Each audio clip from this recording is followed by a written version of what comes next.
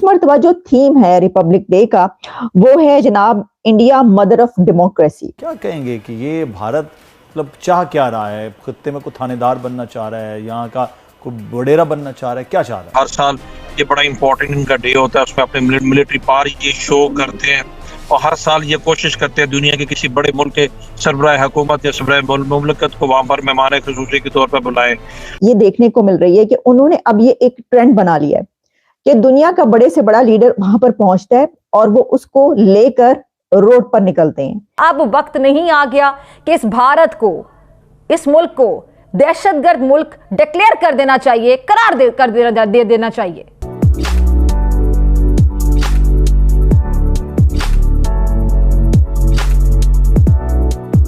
And for the first time, we have an all-women contingent from the Tri-Services, led by Captain Sandhya of the Military Police. This team includes Agniveers and regular recruits. Modi ji जब उनको लेके गए हवा महल के पास, वो जो handicrafts की चीजें थी, वहां से उन्होंने राम मंदिर का जो स्टैचू लेके दिया, वो मॉडल लेके दिया। तो जब यूपीआई पे करने की बात आई तो उन्होंने कहा भाई हमारे वो यूपीआई को आप जोड़ें फ्रांस की जो लीरा पे है उनके साथ। वो हर जगह हर तरफ ये बता रहे हैं कि हमसे बढ़कर कोई नहीं है और हम जो करना चाहते हैं वो कर रहे हैं और हम वो करेंगे। और पाकिस्तान में साथ ही साथ आपको ये भी बताएं कि टारगेट किलिंग के पीछे हाथ भारत का निकला है। पाकिस्तान के जो सिक्योरिटी इदारे हैं उन्होंने शवाहिद की बुनियाद पर बेनकाब ये किया है कि मोहम्मद रियाज और शाहिद लतीफ के कत्ल में भारतीय शहरी अशोक कुमार आनंद और योगेश कुमार बराह रास्त मुलव्विस हैं। नमस्कार दोस्तों आप सभी को 75th रिपब्लिक डे की ढेर सारी शुभकामनाएं। और दोस्तों आप सब जानते हो भारत ने इस 75th रिपब्लिक डे में भारत का एक सच्चा साथी फ्रांस के प्रेसिडेंट इमैनुअल मैक्रॉन को as a chief guest invite किया। और दोस्तों 75th रिपब्लिक डे में कर्तव्य पथ पर हमारी इंडियन आर्मी के सभी फोर्सेस ने मार्च परेड किया और इसके साथ साथ फ्रांस के भी कुछ फोर्सेस ने कर्तव्य पथ पर मार्च परेड किया और भारत के इस जश्न से भरे दिन को और ज्यादा शानदार बना दिया। और दोस्तों इसके साथ साथ सबसे सुनहरी देखने वाली पल ये थी जब भारत के राष्ट्रपति द्रौपदी मुर्मू और फ्रांस के राष्ट्रपति इमैनुअल मैक्रॉन घोड़े के तांगे पर बैठ करके कर्तव्य पथ तक पहुंचे।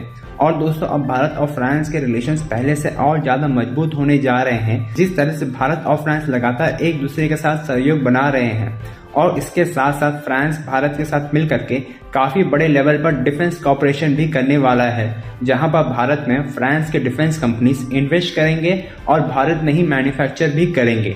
तो चलिए इसी पर आगे पाकिस्तानी मीडिया का रिएक्शन देखते हैं। इस वक्त हम आपको ये बता रहे हैं कि इंडिया के रिपब्लिक डे पर फ्रेंच प्रेसिडेंट मिस्टर मैक्रॉन जो कि इंडिया पहुंचे हैं और चीफ गेस्ट हैं इस रिपब्लिक डे पर, उनका और इंडिया के प्राइम मिनिस्टर नरेंद्र मोदी साहब का एक ऐसा रोड शो नजर आया है कि जिस पे दुनिया के बड़े लीडर्स उस रोड शो पर हमें नजर आए, एक दूसरे के साथ हाथों में हाथ डाले, खुशगपियां करते हुए।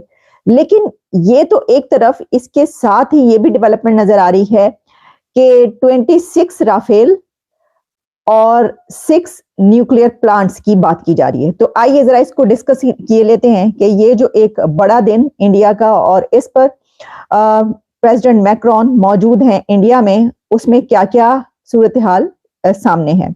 सबसे पहले तो जिस वक्त प्रेसिडेंट मैक्रॉन इंडिया पहुंचे तो जयपुर में उनका जैसा इस्तकबाल किया गया, जैसा उनको वेलकम किया गया, मैं समझती हूँ कि बहुत ही कम ऐसा हमें देखने को मिलता है, इंडिया में देखने को मिलता है। इंडिया की तरफ से हमें एक नई चीज ये देखने को मिल रही है कि उन्होंने अब ये एक ट्रेंड बना लिया है कि दुनिया का बड़े से बड़ा लीडर वहां पर पहुंचता है और वो उसको लेकर रोड पर निकलते हैं।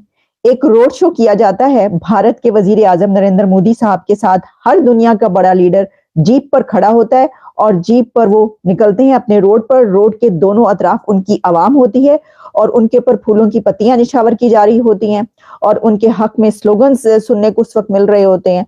और इसके अलावा हम देखते हैं कि वो उस रोड शो में एक ऐसा भारत का कल्चर और वहां की रिप्रेजेंटेशन नजर आती है कि जिसको पूरी दुनिया देखे। तो देखें क्या ये एक बड़ी बात है। इसकी वजह यह है कि दुनिया के बड़े लीडर्स इस तरीके से भारत की सड़कों पर जीप में सफर करते हुए उनके वजीर आजम के साथ नजर आए, तो ये कोई छोटी बात नहीं है, ये बहुत बड़ी बात है।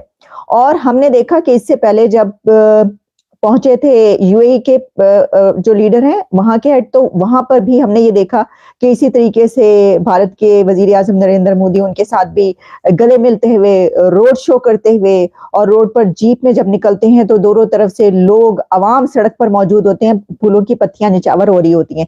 ये जो ट्रेंड है ये इंडिया ने ही बनाया है और ये पहली मर्तबा जो है ये हमें देखने को ऐसा नजर आ रहा है। भारत का पाकिस्तान में दहशतगर्दाना कार्रवाइयों का हौलनाक मंसूबा बेनकाब हो गया और भारत खित्ते और बिलखुसूस पाकिस्तान में दहशतगर्दाना कार्रवाइयों और खित्ते के ममालिक को अदम इस्तेहकाम से दो चार करने की कोई कसर नहीं छोड़ता। हम देखते हैं कि हमेशा आगे आगे रहता है, हमेशा तैयार रहता है, कोई मौका हाथ से जाने नहीं देता है। पाकिस्तानी सिक्योरिटी इदारों ने भारत के दहशतगर्द गिरोह और सहूलतकारों जो कि दहशतगर्दाना कार्रवाइयों, टारगेट किलिंग में मुलव्विस थे, उनको कामयाबी के साथ बेनकाब कर दिया, एक्सपोज कर दिया। पाकिस्तान के जो सिक्योरिटी इदारे हैं उन्होंने शवाहिद की बुनियाद पर बेनकाब ये किया है कि मोहम्मद रियाज और शाहिद लतीफ के कत्ल में भारतीय शहरी अशोक कुमार आनंद और योगेश कुमार बराह रास्त मुलव्विस हैं और पाकिस्तान के कानून नाफिज करने वाले इदारों ने मोहम्मद रियाज और शाहिद लतीफ के टारगेट किलर्स को नाकाबिले तरदीद शवाहिद की रोशनी में गिरफ्तार किया है। कत्ल में मुलव्विस टारगेट किलर्स, उनके साथियों और सहूलतकारों को उस वक्त गिरफ्तार किया गया जब वो पाकिस्तान से